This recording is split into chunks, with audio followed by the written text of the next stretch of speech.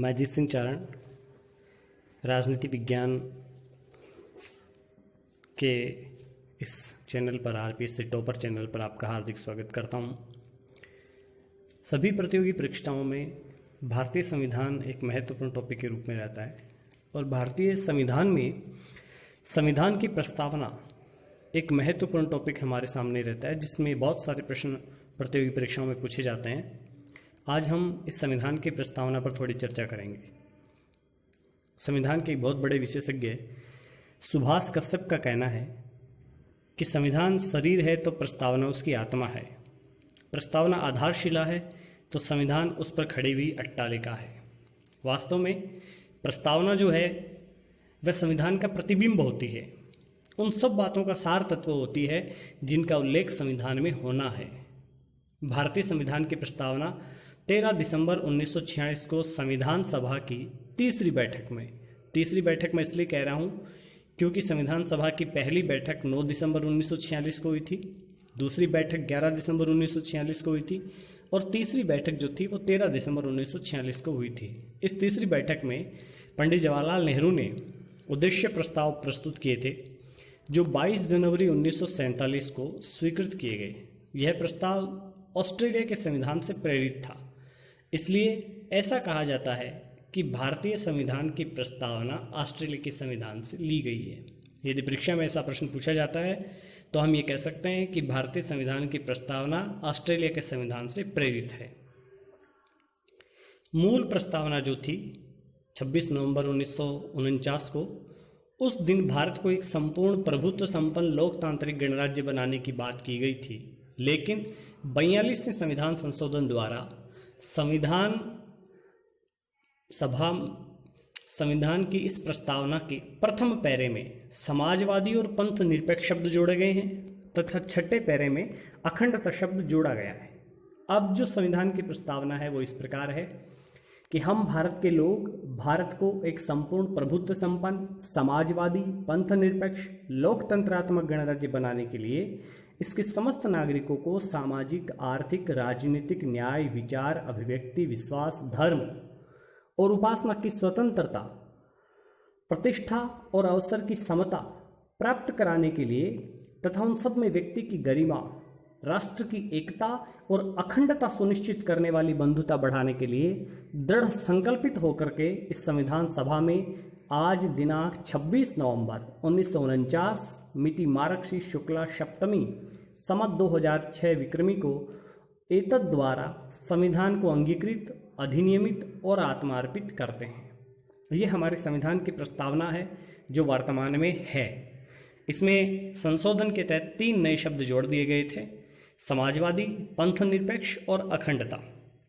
1960 में बेरुबाड़ी विवाद में उच्चतम न्यायालय ने यह कहा कि उद्देशिका संविधान का अंग नहीं है, लेकिन जहां पे संविधान की भाषा संदिग्ध होती है वहां पे संविधान निर्माताओं का अर्थ समझाने में सहायक है।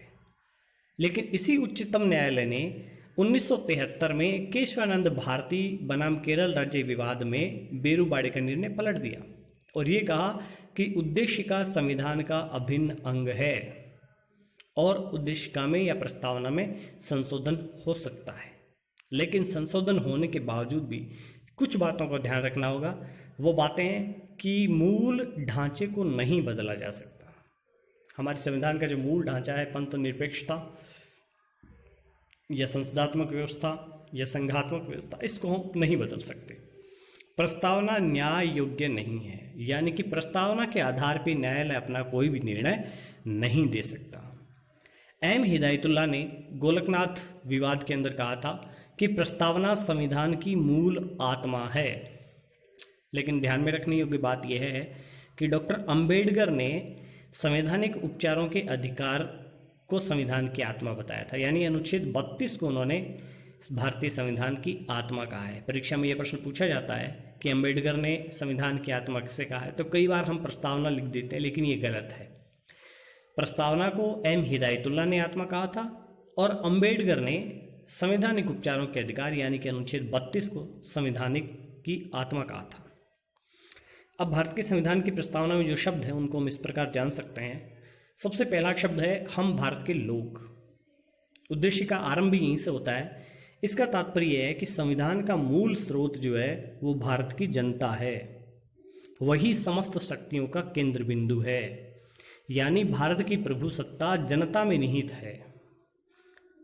यह शब्द संयुक्त राष्ट्र संघ के चार्टर, यूएनओ के चार्टर में प्रस्तावना जो है उसमें लिखा गया है हम संयुक्त राष्ट्र संघ के लोग, वहां से लिया गया है। कई बार ऐसा प्रश्न भी पूछा जाता है कि हम भारत के लोग शब्द कहाँ से लिया गया है, तो यह यूएनओ के चार्टर की प्रस्तावना से लिया गया है। अगला शब्द आता है संपूर्ण प्रभुत्व संपन्न।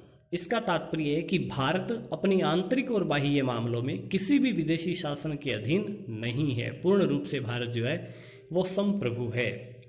अगला जो है वो है समाजवादी। यह शब्द 42वें संविधान संशोधन द्वारा जोड़ा गया था।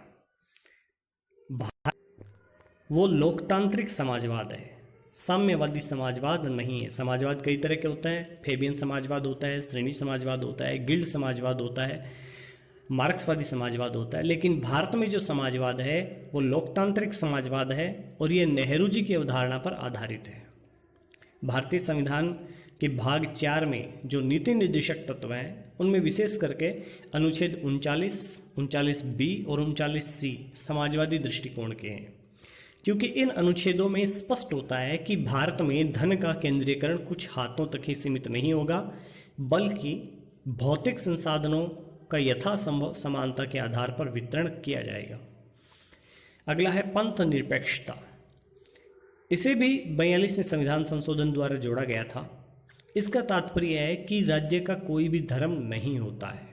राज्य धर्म के मामले में तटस्थ भाव से सबको समान संरक्षण देगा और धर्म को एक व्यक्तिगत विशेष माना जाएगा। अगला शब्द है लोकतंत्र। लोकतंत्र का अर्थ होता है जनता का, जनता के लिए, जनता के द्वारा शासन। अब्राहम लिंकन की परिभाषा है। भारत में भी लोकतांत्रिक प्रणाली को अपनाया गया है और भारत में जो लोकतंत्र है वो अप्रत्यक्ष या प्रतिनिधित्व प्रणाली है। इसमें व्यक्ति अपने प्रतिनिधियों के माध्यम से शासन करता है। एक महत्वपूर्ण शब्द है गणराज्य, बहुत सारी परीक्षा में पूछा जाता है। गणराज्य का तात्पर्य है कि भारत का जो राष्ट्राध्यक्ष है, भारत का जो सर्वोच्च पद है यानी कि राष्ट्रपति, वह निर्वाचित होगा, वंशानुगत नहीं होगा, क्योंकि गणराज्य के सभी नागरिक समान होते हैं और किसी भी लोकपद हेतु निर्वाचित हो सकते हैं। इंग्लैंड में लोकतंत्र है लेकिन वहां पे राजतंत्र उसके साथ है, लेकिन भारत में गणतंत्र है और लोकतंत्र है। संविधान की प्रस्तावना में सामाजिक, आर्थिक और राजनीतिक न्याय की बात कही गई है।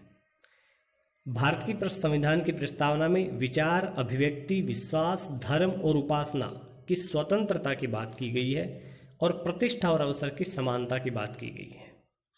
एक संविधान की प्रस्तावना में बंधुता बढ़ाने का संकल्प लिया गया है। और बंधुता कैसी होनी चाहिए, ऐसा प्रश्न यदि पूछा जाए तो हम लिख सकते हैं कि ऐसी बंधुता बढ़ाने का संकल्प लिया गया है जो बंधुता राष्ट्र की गरिमा और एकता, अखंडता को सुनिश्चित करने वाली हो। इसके अलावा भारतीय संविधान को संविधान सभा ने 26 नवंबर 1949 को अंगीकृत किया था, इसलिए 26 नवंबर को विधि दिवस या कानून दिवस मनाया जाता है। संविधान की प्रस्तावना जो है वो बहुजन हिताय, बहुजन सुखाय के आधार पे एक लोक कल्याणकारी राज्य की स्थापना करती है। कई बार ये पूछा जाता है कि राष्ट्र की एकता और अखंडता प्रस्तावना के तहत क्या है, तो हमें लिखना है कि उद्देश्य नहीं है बल्कि एक संकल्प है। व्यक्ति की गरिमा, राष्ट्र की एकता, अखंडता संविधान की प्रस्तावना के तहत एक संकल्प लिया गया है, एक संकल्प माना गया है। आधारभूत ढांचे की अवधारणा केशवानंद भारती विवाद में निश्चित की गई थी और एसआर बोम्मई, ये इसका नाम बोम्मई है लेकिन कई बार हम पढ़ते हैं प्रश्नों में बम्बई छप जाता है, आप इसे याद रखने के दृष्टिकोण से रख सकते हो, लेकिन इनका नाम बम्बई भी नहीं है बल्कि एसआर बोम्मई बनाम भारत संघ है। इस वाद में धर्मनिरपेक्षता को संविधान का मूल ढांचा घोषित किया गया था। संविधान को अंगीकृत भारत की जनता द्वारा किया गया है। संविधान सभा के माध्यम से भारत एक संपूर्ण प्रभुत्व संपन्न लोकतांत्रिक गणराज्य 26 जनवरी 1950 को बना था और संविधान की प्रस्तावना में अब तक केवल एक बार संशोधन हुआ है 1976 में, जिसे हम 42वां संविधान संशोधन कहते हैं। तो दोस्तों, आपको ये सामग्री कैसी लगी? यदि आपको ये सामग्री अच्छी लगी हो, पसंद आई हो, तो आप इस पर कमेंट कर सकते हैं, लाइक कर सकते हैं, इस वीडियो को शेयर कर सकते हैं। प्रस्तावना से जुड़े हुए ऐसे प्रश्न जो विभिन्न प्रतियोगी परीक्षाओं में पूछे जा चुके हैं, उन प्रश्नों का संग्रह या उन प्रश्नों पर अपन चर्चा करेंगे इससे अगले वीडियो पर। तो यदि आपको प्रस्तावना से जुड़े हुए प्रश्नों पर चर्चा करनी है, प्रश्न देखने हैं, तो आप हमारे साथ बने रहिए। इसका नेक्स्ट पार्ट, इसके नेक्स्ट वीडियो में आपको प्रस्तावना से जुड़े हुए सारे प्रश्न भी मिलेंगे। बहुत बहुत धन्यवाद, बहुत बहुत आभार।